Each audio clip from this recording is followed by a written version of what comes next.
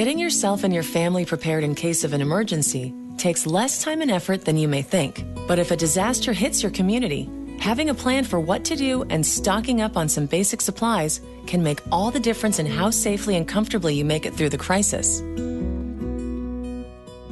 In case of a major emergency, if you call 911, we may not be able to come out as quickly as you'd like us because we're going to be overwhelmed. We're going to have so many different situations at hand. So if you are prepared at home and you have a plan, then you'll be able to cope with it until help arrives.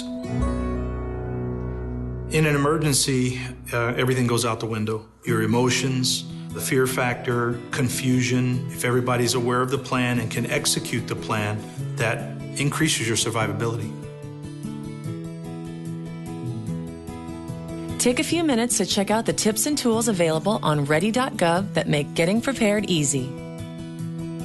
There are a few basics. First, learn about the types of risks that could affect your area. No matter where you live, there is a natural or man-made disaster that could strike without warning. Knowing what to do before, during, and after these types of events ahead of time will help you make an effective plan.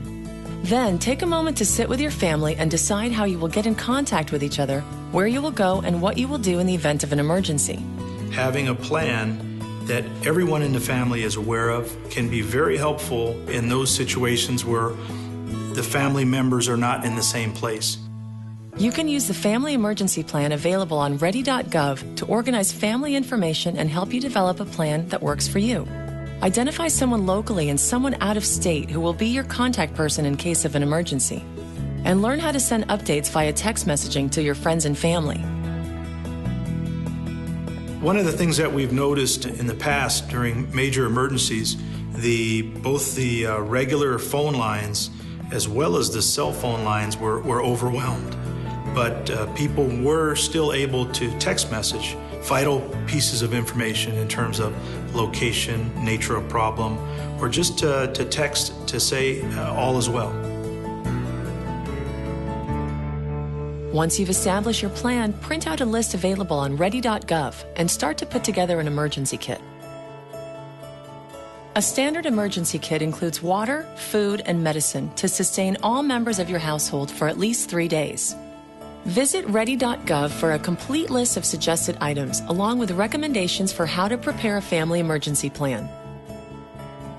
Even if you just add a few items at a time, very quickly you will have a great kit that will ensure you and your family are prepared for an emergency.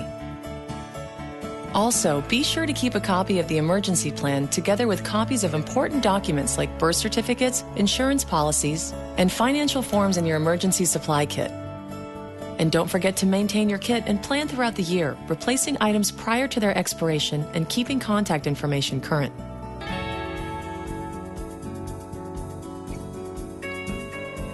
Remember that emergency preparedness is not something you can do once and forget about it. Make sure that you review your kit periodically, you update any medication or food and supplies, and also that you periodically review it with your family. Inquire about emergency plans at places where your family spends time, like work, school, faith organizations, and recreational activities.